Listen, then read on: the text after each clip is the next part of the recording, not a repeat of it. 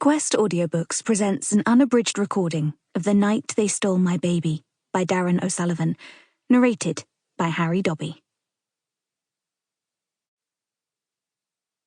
To the two Lisas in my life, who picked me up and made me get back to work.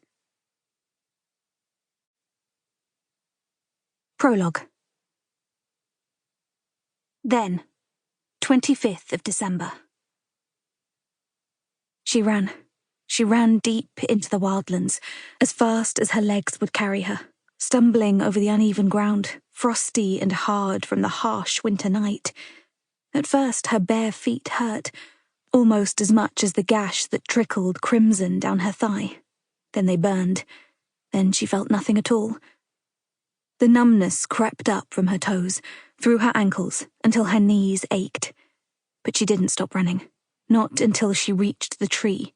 Their tree, where they once dug and played, where they once laughed and sang, the tree where they once hid. Once there, she sank into the depression in the earth beside the gnarled roots, her body partially sheltered from the rain that jabbed at her exposed skin like needles.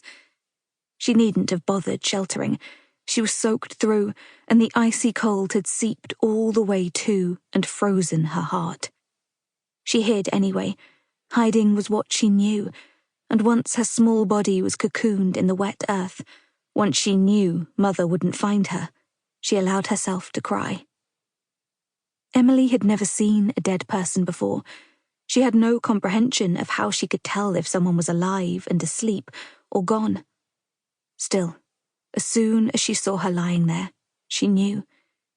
She wanted to shake the image, but as she closed her eyes, the image sprang back, lit in festive reds and greens, and then was gone again, as the Christmas tree lights she'd hung in the room flickered on and off.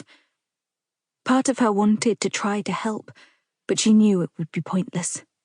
It was in the way her body lay, her limbs twisted, not abnormally so, not broken or snapped into new positions, but still twisted, and the way her mouth hung open, her jaw drooping towards the floor as her facial muscles had failed and gravity had taken over.